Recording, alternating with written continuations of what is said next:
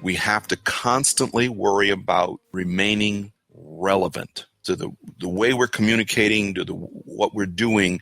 Does it remain relevant? And the biggest hurdle is fear. We just literally have to learn how to be less fearful, get out of our own way. Here's the key to my front door. You got a pillow if you lost yours. You got a seat at my table. You got a home. Here's somebody who believes you. Let truth remind you. You've always got a place to go to. You got a home. Welcome to The Creator's Journey. I'm your host, Charles Gupton. Each week, I'll talk with creative leaders who face the same fears and obstacles we all face. What makes these folks effective are the processes they've developed that allow them to push through the darkness to consistently ship their work and make a difference. If you've ever felt that your fears and insecurities are getting the best of you, know that you're not alone. Every creator who works from the heart faces the same challenges. Come join our community at thecreatorsjourney.com for ideas and inspiration that will bring light and direction to your journey. Here's the key to my front door. You got a pillow if you lost yours. You got a seat at my table. You got a home. Here's somebody who believes you. Let truth remind you. You've always got a place to go to. You got a home. My conversation today is with Lou Jones, a Boston-based commercial photographer whose career has spanned several decades of disruptive change in business, technology, and surely in life.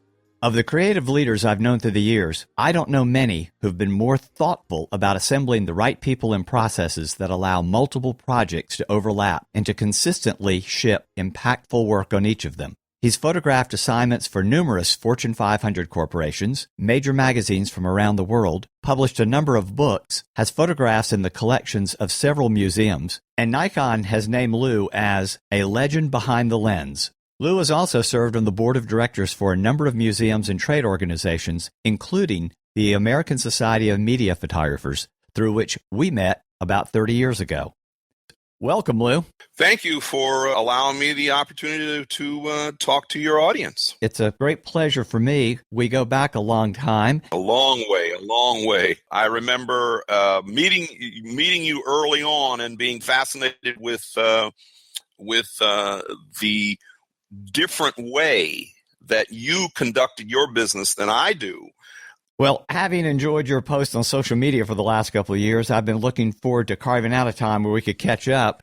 Well, just for a sense of who's been an inspiration and had an impact on your thinking, if you could make a road trip driving cross-country, coast to coast, but you could only take two people with you for conversation and company, who would you ask along and why? Oh my goodness, you're going to ask really hard questions. If I had to talk to two people, I think one would be Gordon Parks, if he's not alive anymore, and the other would be Sebastião Salgado. How's that?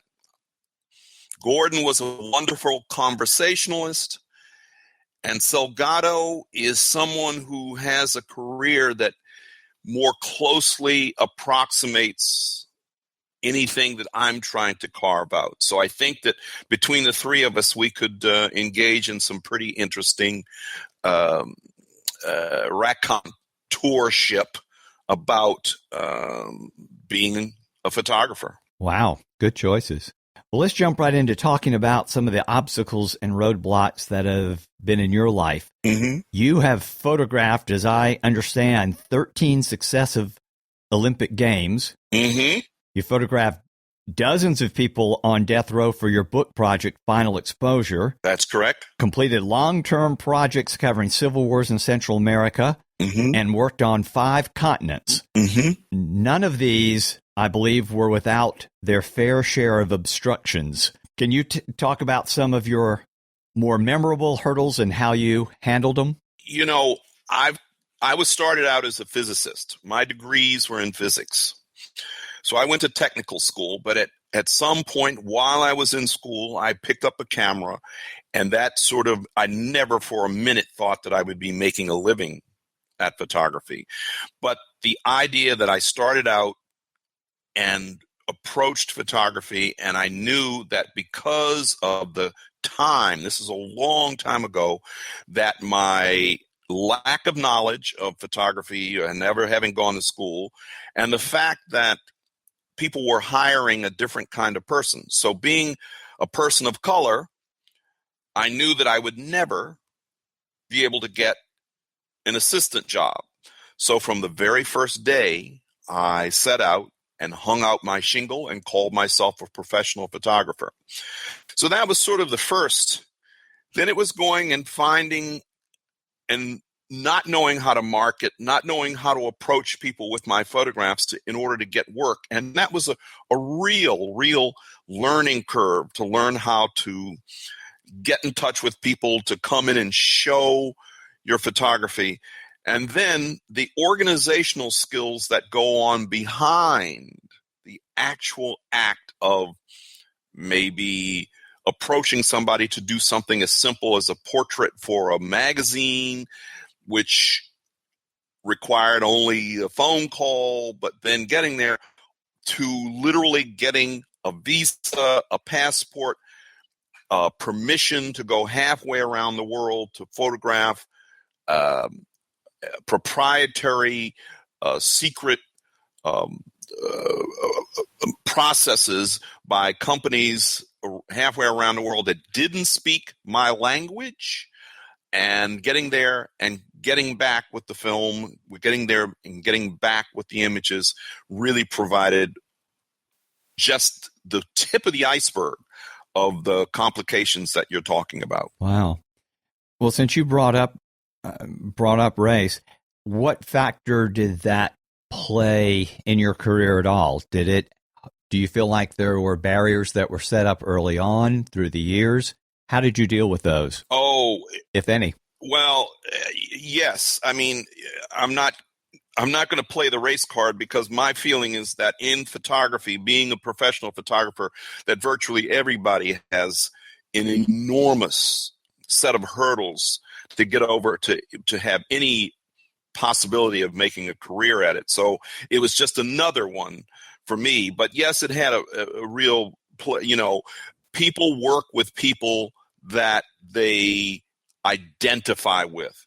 People work with people that they that look like them. So that was a real problem right from the beginning. Right. And getting in to see art directors, and then once you sort of got in and showed your portfolio, you realized that there was just basically no possibility that you were going to work with many of the people that you admired and who did good work. But that was it. I just approached it as okay, I'm not going to work with this person. Fortunately, there are others out there. So I was tireless and fearless about who I would call. So I called all the best art directors in New York. And if I went to a new city and I had time, I'd make a phone call and say, I'm here only for a little while. Can I come and show you pictures? And over the phone, I was somewhat androgynous, let's say. But in many cases, when I finally got to the location, I'd get in there and I'd have my little satchel or my little tray of slides or whatever it was I was showing at the time. And the person at the front desk would say, "Oh, are you making a delivery?" And it was really sort of set up and made sort of the obstacles. But I was fearless in calling people.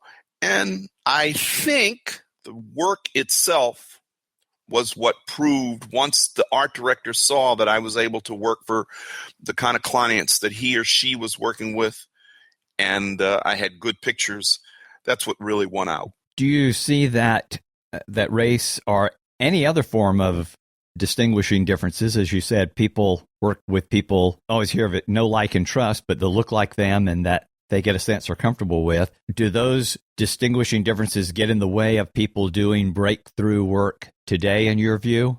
Oh, absolutely. Absolutely. Absolutely. If we are to really look at how the real mechanisms of this business of being a photographer, being a freelance photographer, is that, talent is really only, I hate saying this to your audience, but talent is really only a very small part of what actually allows you to survive for a long period of time. We talk about this factor of people, they work with people they know. Actually, it's worse than that. They work with people they're related to, or they work with people that they marry into.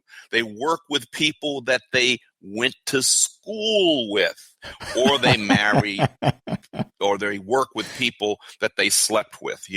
It's all a very sort of incestuous kind of thing. So if you're outside of that, and also after that, we have the problem of who has the inside track and who's hot, and so the choices. There's a lot of politics that goes on in who gets chosen to do any kind of major project, and so and I think that really does get in the way of doing good work. You've been in this business a long time yourself. That you look at campaigns, local campaigns, pictures, the people that about whose work you did better.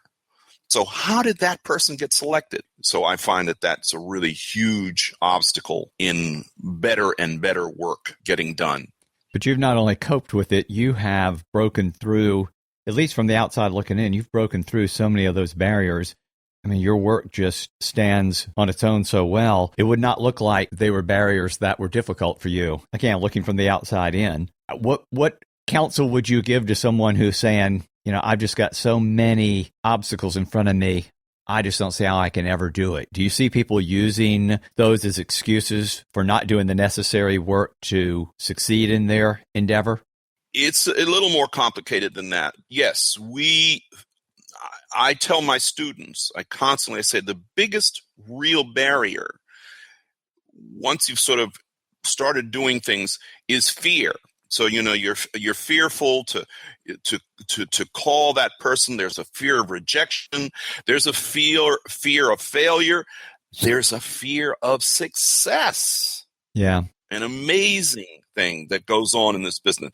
So one of the things is that when somebody, I've literally had art directors say some really rude, bad things about the photography, and working through and analyzing whether or not they were right in that is really a huge thing that you have to do. It's sort of tossed off as being thick-skinned. It really has nothing to do with being thick-skinned. It really has to do with being self-assured that you are improving, that you're producing good work, and that you have to work through sort of those objections to people. And we use the excuses to sort of compensate for the fear that we have, that sort of fear of the unknown, fear of all the other things I said, is success, failure, all of that. What happens is that you have to take your own counsel. That's the one thing that I think I've been able to do to some degree. I take my own counsel. Did I do a decent job on that? I had an art director once where I did a job for them. I chased this person for a long time and finally got a job out of him. He gave me a really wonderful assignment. I performed the job. I took the pictures, and one morning at 8 o'clock, really early, I was literally putting on my tie to go out to do another job. I got a phone call from this magazine editor, and he said, "Lou, do you have anything else?" I said, and that's the kiss of death. You know that if anybody says, "Do you have anything else?" you failed. Fortunately, I've only heard it a few times, but things are really dire. So I said, "No, this. I really think I did a good job on this." And he says, "No, I'm looking at the contact